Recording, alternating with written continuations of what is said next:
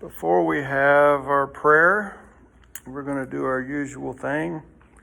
Well, my usual thing that I do on Wednesday nights, which is maybe look at a prayer from the Old Testament. Maybe a long prayer, maybe a short prayer, but and y'all know what I say. What I like to remind people that his prayer is simply man talking to God. And I like to believe that God listens to what man says.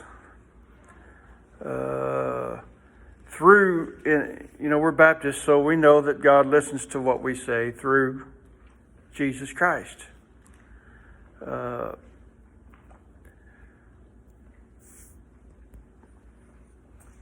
Most of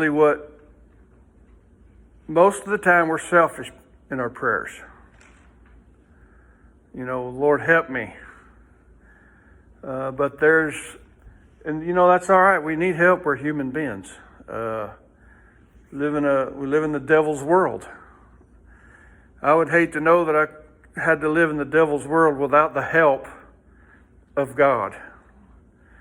And I'm glad I can go to God and ask for help. And I personally am a needy believer. I need to know that the Lord hears prayers and answers prayers.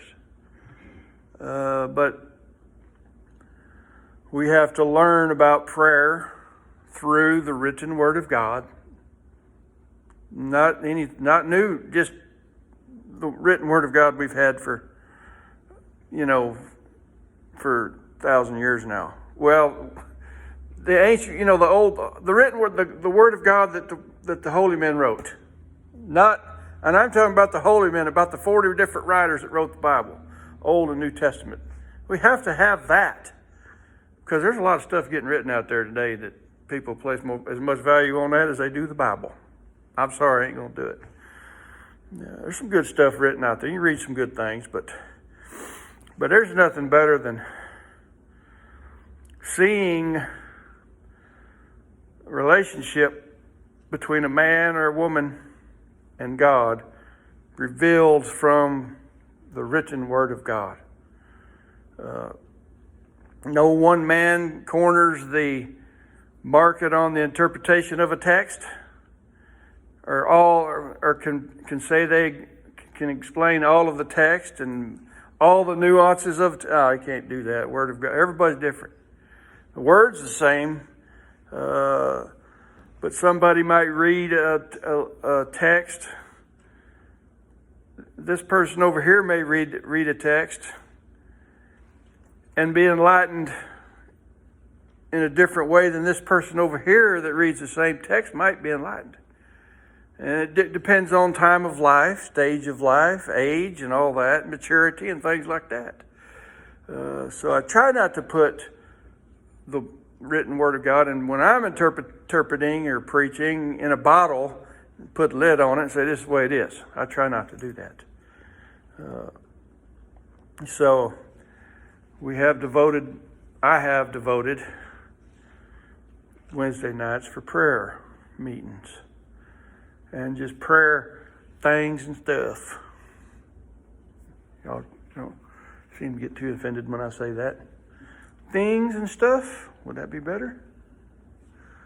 So we're going to look at Judges chapter 13 tonight. Judges is a long book. I got to looking at it and wow, but it'd take a long time to preach through the book of Judges.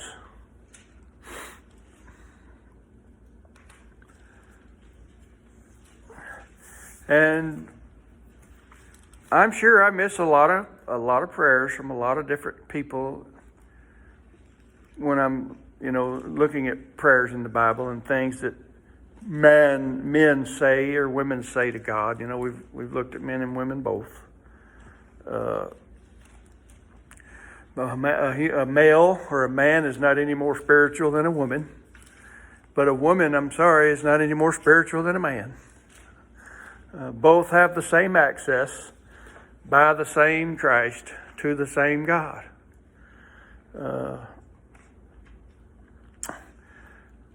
So we're just going to read just a little bit of a text here.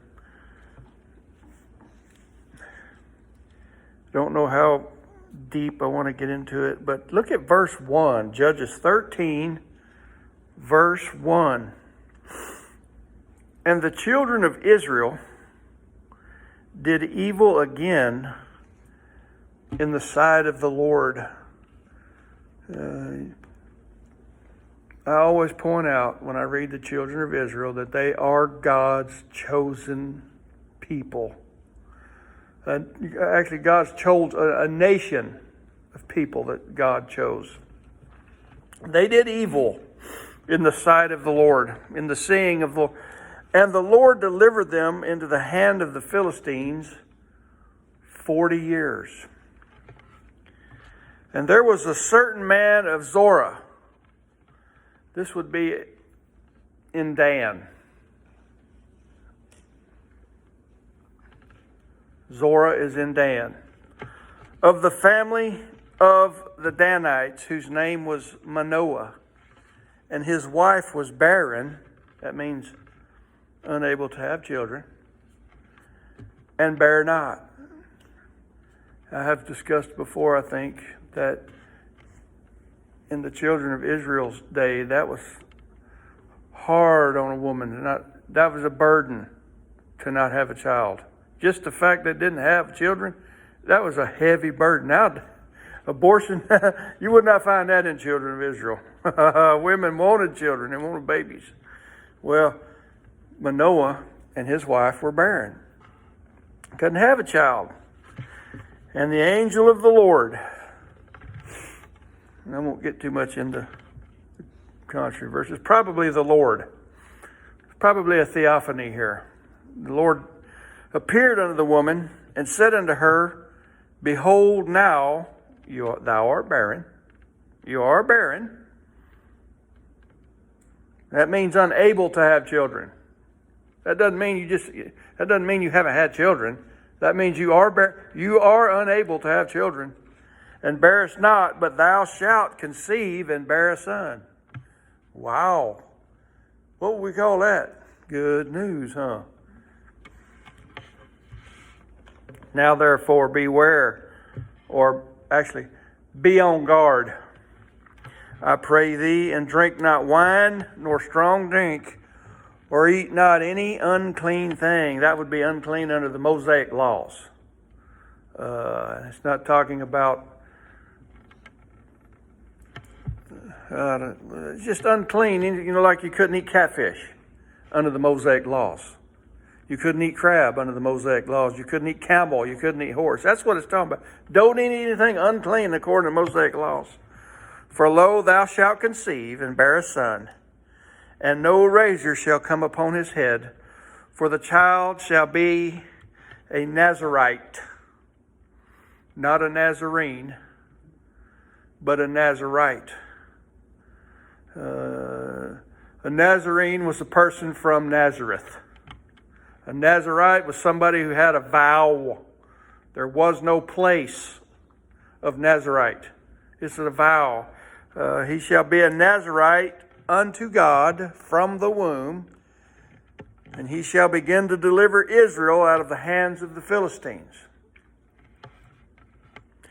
The woman came. Now, she ain't said anything to the angel. She ain't prayed. You won't find any of her praying here. But the woman came and told her husband, saying, A man of God came unto me, and his countenance was like the countenance of an angel of God.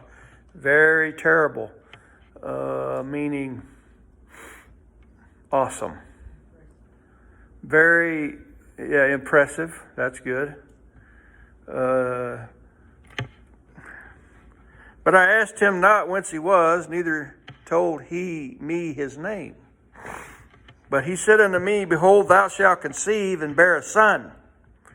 And now drink no wine nor strong drink, neither eat any unclean thing, for the child shall be a Nazarite to God from the womb to the day of his death. So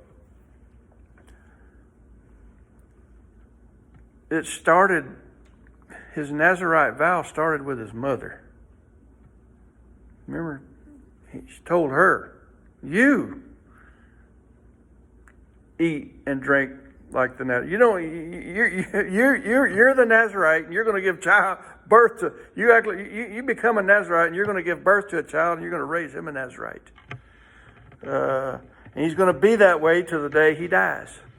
So do I exaggerate too much? You know, people do get tired of my exaggerations, but God knows everything. I have said it so many times. Well, if he knows everything, what's the point? Well, that's hard to describe. That's hard to explain. But, you know, he has seen from the beginning, from the end. How does he do that? Only God can do that. And really only God can understand that. And really only God can get that. All we can do is believe that. He has seen the beginning from the end. And he said, you're going to have a baby, and you're going to raise this boy a Nazirite. And he's going to be a Nazirite till the day he dies. And Manoah entreated, here's our verse. I read all that just to read this one verse. And Noah entreated the Lord. That means he prayed. He spoke. He spoke to the Lord and said, O my Lord, let the man of God which thou didst send come again unto us and teach us what we shall do unto the child that shall be born. Now, how does that affect, how can that help us today? I have it underlined here, what he said to the Lord. And I have a few words underlined here that can help us today. A thing that we can ask the Lord today.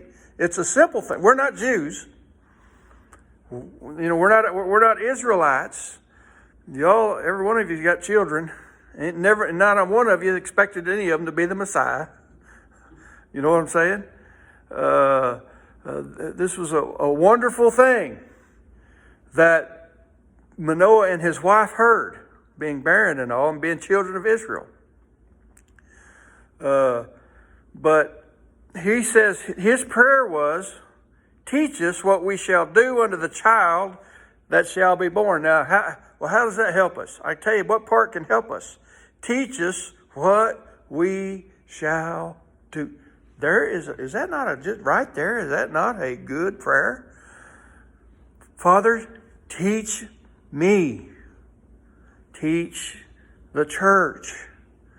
What shall we do? There's nothing wrong with that. No, we're not raising our Nazirite children, are we? But we do live in a world that doesn't belong to us. God saved us out of this world. But we have to live in this world day by day. God, teach us what we should do. Is there any shame in that? If you thought there was, that you would probably be a little arrogant thinking you don't need God's help. I don't know about y'all, but I need God's help.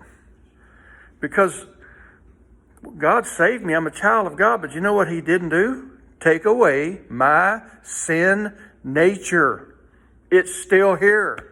I have a new nature, but I still have the sin nature, and this world is designed to what? Feed the sin nature. What's the sin nature? It's been against God. So what does this world system want for you? It wants to bend you away from God. So we can at least pray that. Teach us what we shall do. And then what do? Sit around and wait on a miracle? How can God teach us what to do? That's right. That old written book right there. That's how God can teach us what to do. So, when the disciples in Christianity, in the first days, they didn't have Bibles. They didn't have books. The Jews had the books sewed up, tied up in their synagogues. A lot of them were chained up and locked doors. So the only words you got, but everybody's got man, you know how many Bibles are in that? There's a whole pile of Bibles in that pulpit right there. Bibles everywhere. The Word of God is everywhere. I think to a detriment, personally. I think the Jews might have been onto something by Not flooding the world with the Word of God, with the words of the books of God. But they're here. They're everywhere. Everybody has a Bible. Teach us from your Word what is spiritual, what you expect from us. Expect us to do, and then give us the power by your strength to do that. Basically, help me to be spiritual because I am fleshly. I have a sin nature. Help me to realize the other nature, the nature you have given me, that the Word of God touches and moves and keeps me from fulfilling everything my sinful nature wants. There's a struggle there, right? God, help me to know what to do with this struggle I'm in. Because some people seem to be so Christian. That guy, wow, why can't I be the higher? Help me to be like that guy. No, everybody's different. We're all different human beings. You got different fingerprints. God, help me deal with this sinful nature that I have, because we live in a world that is designed to feed my sinful nature, not my spiritual one. You watch TV. Is there anything on TV programs in the news or anything that's designed to help your spirit nature, to help to make you more spiritual? Everything we see and touch and feel and do is what? Carnal. And it wants us to be carnal, and it makes it so easy for us to be carnal. There's just something to pray for. That's something to admit. It's so easy to be carnal, Lord. What do I do? So, based on that little devotional, we're going to have prayer, all right?